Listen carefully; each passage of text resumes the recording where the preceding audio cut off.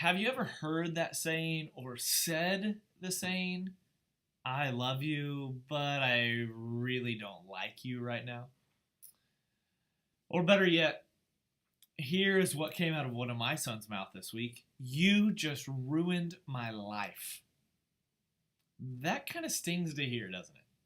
But to be honest, it's a very real feeling that our kids have and that we have sometimes as parents. We can spend so much time with our kids, and they spend a ton of time with us as well. We're with each other so much, it's only a matter of time before we see each other at our worst. Because we're humans, that means at some point we're going to experience a very real frustration with the people that we love the most. It's one of the craziest parts of being a family, and some families, honestly, they can't get through it. So today, in our online parenting moment, I want to share a few tips on how to deal with frustration towards your child. And there isn't much more frustrating than stepping on a Lego in the middle of the night after you told your kids to clean them up. Which reminds me to tell you about our very first family time event, Lego Night. Can you imagine how much fun you and your kids could have with close to 10,000 Lego bricks? Just look at this car I made this morning while getting ready for Lego Night. It's not done yet, as you can see, but I'm still digging for just the right bricks. And at Lego Night, you're going to have the chance to build your own cars. And we got some race tracks to race them down and see who can build the fastest car.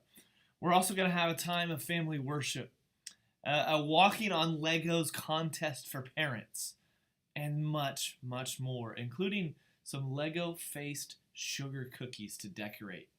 Not to mention that the new Lego movie is coming out on the very same day we're doing our family time Lego night.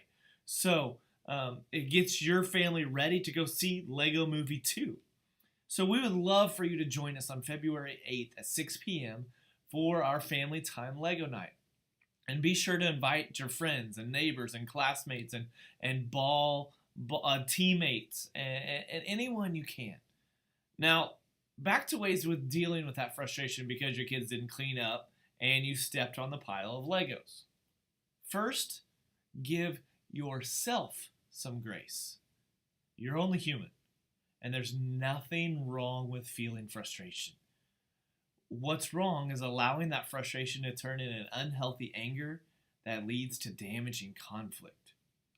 You don't have to beat yourself up for feeling frustration. Instead, you can recognize that your frustration is signaling you that something needs to change.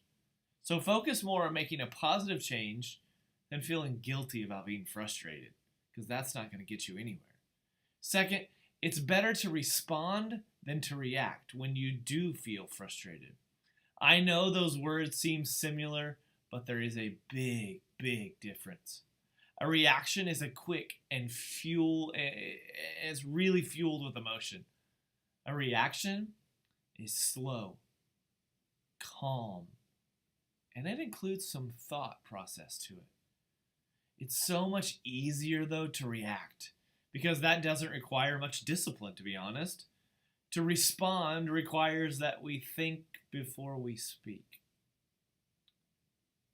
This is the heart behind James 1:19. My dear brothers and sisters, take note of this. Everyone should be quick to listen, slow to speak, and slow to become angry. Finally, call a timeout when you're done.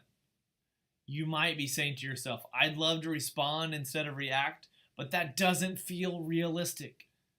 The best way to respond is to give yourself a break from the intensity and the emotion, to take a breath and think about your response. There's absolutely nothing wrong with taking a timeout. They do it in basketball all the time. They do it in football all the time. They do it in life all the time. Just make sure to let your child or your family member know when you'll be able to return to the conversation. You can say something like, I need to take a quick break from our conversation to calm down a bit. I'll be back in 5 minutes to finish our conversation. This will set a great example for your kids to follow as they deal with frustration.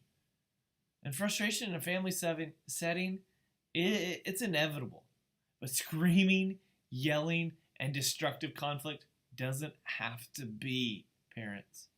Instead of feeling bad about frustration, let it cue you this month to take a time out and have a healthy response. This has potential to help your family face frustration in a very healthy way.